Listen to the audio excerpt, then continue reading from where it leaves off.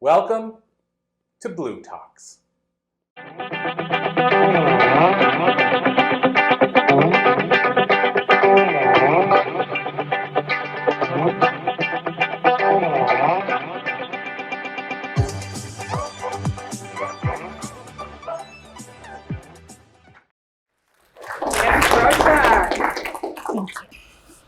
So I'm going to apologize. I do have ear and throat infection, and I'm a little not sure about things. If you can't hear me, let me know. Just go like this. And if it's like, okay, that's loud enough, girl, just go down.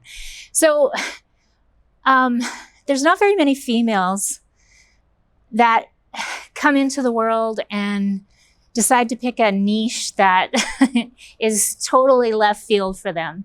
So I support boys to men, and I'm working with two young men right now. One is 14, and then the other one should be finishing grade 1. And the reason I'm working with them is because a 14-year-old was raped by a family member, and the one in grade 1 decided that things weren't right in his brain and his body. So in kindergarten, he started slashing his wrists and cutting himself. And I get these calls, can you help my son? Can you help my son? So that's a bit of background. It's more of a passion for me, what I do. I was a victim of physical, sexual, mental, emotional, spiritual abuse from one of my first memories all the way up to about 16. And I didn't get why God, because, when you're a devout Ukrainian Catholic girl, everything is just perfect in life because you go to Mass on Sunday and, if you did something wrong, you ask for forgiveness and then you get a jail-free card for the next week. So why would someone so high and mighty not help a little girl? And not just from one person, but from 6 people in their lives. And I didn't know what perseverance was, but I did know somehow being a victim and was not my role. I had this innate determination to claw my way up. And I have a friend in the audience from grade 10 math, and she probably doesn't even know this stuff. And so it's a little more nerve-wracking for me to be here, but the support is amazing. My dad was an alcoholic. So the first memory I have is him beating us. Not your typical going out for lunch after church on Sunday kind of thing, right? So up until grade 10, when I was 10, we lived through that every day. We lived through beatings, and the last time my mom was beaten, I thought she was dead on the floor. I was only in grade 2. I hadn't seen blood like that. I didn't know our bodies had that much blood. And there was no kids help phone, no 911. You just had to stay right there in shock, screaming and watching it. And so finally, after 14 times of leaving, my mom left for good. But that started a whole new other hell in my life because there was no emotional or mental support in the 70s. There was no food bank. And you were shunned if you were the divorced woman with kids. So it made life growing up really hard. And then in my teen years, it's really hard when you see everybody that has everything you want and you're on welfare and you can't pay your utilities, buy food, and have your rent paid for. So you're always behind on something once a month. And so that was quite difficult. And somehow, I don't know how, I passed grade 12. And you have to understand that through my life, even when my dad wasn't physically present, the only encouragement I got from him was, I just hope you can graduate grade 12 without being knocked up. That's my only hope for you in life. And so I was like, wow, okay, that's not really a high bar, is it? I could probably do this. So I did. And then I decided I was going to go to college. So, of course, you're on welfare. You have to apply for a few things. And you have to remember, Mom is not mentally well or emotionally well. Is the paperwork all done? Yep, everything's ready to go. You just go off to college. So the day I was to graduate, the dean came and said, you know, we have a little problem. We haven't received payment yet. And I'm like, what? Okay. So I make arrangements to get that done. And they actually phoned my dad. And my dad said, oh, are you sure this is a college? She wouldn't be there. Are you sure this is the right person? And I had to fight for my right of certification and who I was. So that was awesome. And from that moment on, I just could never lie down and be a victim. And I didn't know still why these things were happening to me. Why would you allow a life come into earth and this be it? Like, I'm done. I'm tired. I'm 21. I'm done. Let's just end this now. So then I got this job at a doctor's office with 2 Christians. And it was unbelievable, the support I got. And not only that,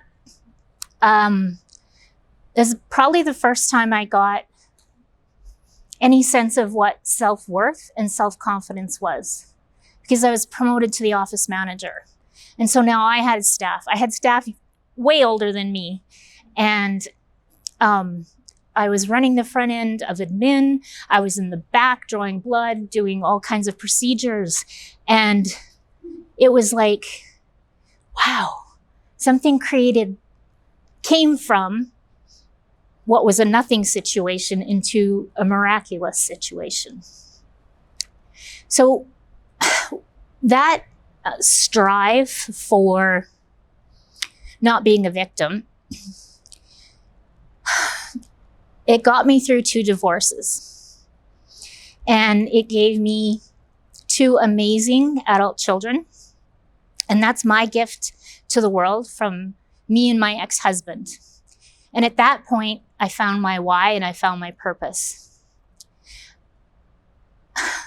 I sat up in bed and I started crying. And I said, oh my God, I got it. I got it.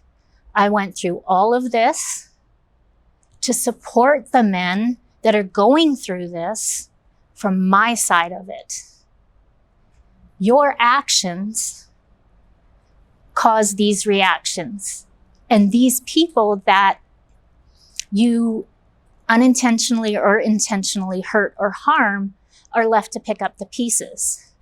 So then I decided to dig a little bit deeper and I got it. I looked at my grandfather on my dad's side. And when you looked in his eyes, it was just dark and evil. That's all I remember of my grandpa on my dad's side. And yet my grandma was this bubbly, she was always trying to make it right and happy. But then I knew that there was a time when my grandma had to go to a TB hospital, and she was pregnant at the time. So she left the farm, and Grandpa was left with 6 kids, 3 boys and 3 girls. And every so often, Grandpa would take just the boys to the barn. We don't know what happened. No one will talk. There's only 2 boys left that we could talk to. And the damage is so horrendous inside of them, they can't speak. We don't know that the girls had anything happen to them. We do know that those 3 boys beat their wives and children. They drank. So I have a pattern.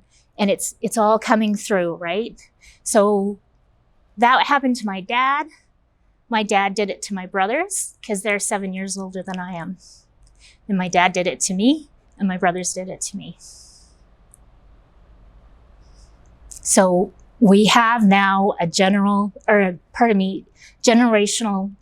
line of abuse. I talked to a couple of my cousins, and they're on track with this. We got this. And it seems this is the only thing at a family function we all talk about, is how we survived this stuff. And we don't know how, we just did. And that was something we were blessed to have inside. So then I decided, okay, it's time to fix this. This ends. No more. So just before I divorced or separated from my husband, my son had a friend, and he was 13, and her dad had died previously. I didn't get to meet him. She had a sister and a mom. And on December 17th, they call it Bud Light Day. That's the day he was killed. And so on Bud Light Day, they always pick a medium, and they sit down and they have a talk with Mike from heaven. And this year they asked me, this particular year, and I'm like, oh, okay, that's a big one. You know, like, I don't know if I really want to do that because I don't know him, and I don't like doing readings for people that I am close to because, you know, like Susan said, I don't sugarcoat anything. And if you're in a reading with me, that's not going to be, you're going to get what you get. And so we had a Bud Light Day, and it was the most beautiful experience. The girls got to talk to their dad. I taught them how to talk to their dad. We shared things. I told them to go look in their rooms for specific things, and they found them. And, you know, that confirmation was really great. So I came home, and my son said, how was it? And I said, it was awesome, Chad. It was just awesome. So then he comes home from school the next day, and he goes, Mom, you lied. And I'm like, what? No, I did not. And he said, Mom, Sydney cried all night long. I said, well, of course she did. And he's looking at me like, no, son, I'm not on crack. And I got down to his level, which is so important with children. And I said, Chad, and I don't know where this came from, but I said, Chad, has someone told you that boys don't cry? And he put his head down. And I said, you know, son, I'm really sorry. That's very unkind.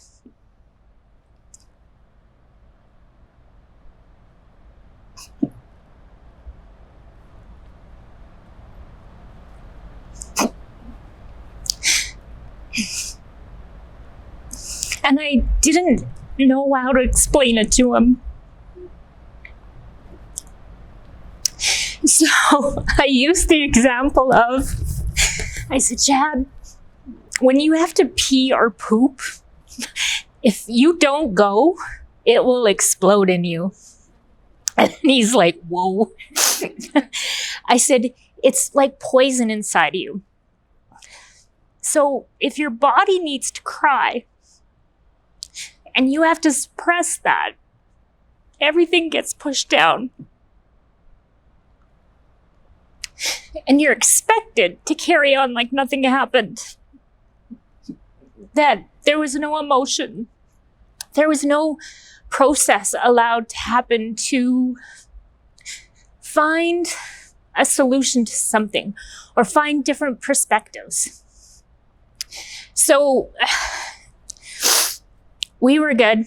He got it. Away he went. We got through Christmas. That was December 17th. We got through Christmas, and it was January 3rd. Chad's birthday is January 2nd. January 3rd, we sat the kids down, and we told them that we were separating. My daughter starts crying uncontrollably. My son grabs my hand at 13, 14. Mom, we'll be okay. I didn't get that chance with my daughter to explain tears. and emotions. And I will regret that forever. But that was a lesson for me, and it will become a blessing in one day. And I'm fine with that. So at that moment, I became a part-time single parent in a town of 900, thinking, oh my gosh, like, how are we going to do this? But like everything else, we'll just persevere and we'll get it done. I decided at that point that emotional generational abuse of any kind had to stop at that point. And that was my factor and my purpose from that moment on. Where do I get the education? I have the life knowledge. I don't need any more. Thank you very much. But where do I get the education? How do I promote myself? And how do we put a damper on this stuff? Every day across the world, 300,000 boys are born. Do you want them to hear, boys don't cry? Just think of it. 300 boys. Some of those will be C-sections. Some of them will be, right? So there's a lot of energy coming out in the world. If they don't understand that they have a process, it's an actual process in your brain, emotional development, to cry. And that's how you get reference for things in life. Suppression is not a reference. Suppression leads to any kind of addiction. Suppression leads to anything that will shut those memories and those feelings out, right? How do you carry on a normal relationship as an adult or a teenager when you don't know what emotion is? And my deal is that our adult boys are more than paychecks, taking out the garbage and taking kids to the rink. They are innately born to provide, protect their families. That's how it all worked. So now, if we can give them a better foundation to start and allow them to observe with me their point of suppression. And it doesn't have to be physical or sexual abuse. We went to school with so many brilliant young men, and all they wanted from their dads is a pat on the back. Like, wow, look at this. A+ on everything. There wasn't a higher score to give them. And not once did they get recognized, acknowledged. So just think of that suppression. So that leads to, overachieving and wearing yourself out because there's no high enough award to give to someone. And yet there's still no acknowledgement of anything. So I created a program called #HimToo. I watched my brothers decide how they were going to deal with their past. And I wish I could support them more, but they have to come to me to say, hey, let's do this, right? But I've done workshops with men and their bosses come to me and it's like, what did you do? The guy just he's got input and, if his emotions get a little out of hand, he just kind of pulls his chair back and takes a breath. He said, we have to support these men. We have these men for the rest of our lives. We have sons and nephews and husbands and brothers. And it's like, is this what we want them to have? And I'm not saying we need to baby them but if a little child falls and skins their knee on a cement and they've never seen blood before and they're looking down and they have this red stuff oozing out, they're screaming, they're in pain, and some adult grabs them by the arm and says, come on, you can cry later, let's go. Well, that's a building moment. Okay, you have pain. What kind of pain? What's that red stuff? How does that work?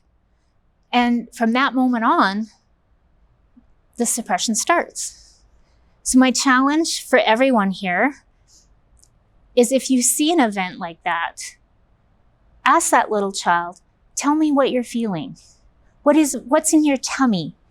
Is your tummy heavy? Is it happy? If it's happy, let's talk about that. If it's heavy, well, why does it make you heavy? They're the same thing, like the guy that you take the elevator to work with. What's he going through? How do you know? The kids at the rink. I'm going to use hockey as an example, but it's a harsh environment. And I love hockey. I am like the number one NHL fan. I was my kid's number one fan, but it makes you think. And it makes you want to ask the world, how do I help them? How do I support this? How do we get this out there? How do we make change to create change and an energetic vibration in the world to stop this? Because boys don't cry. That has to frickin' go. It does. So if you know any groups or anyone that would benefit from my talk, it's Kimmy Energy. Oh, there it is. There it is, just like that. So it's been a pleasure. Sorry for the tears, but sometimes they have to come out because that's a learning and a development pose. So I'm Kimmy. Thank you.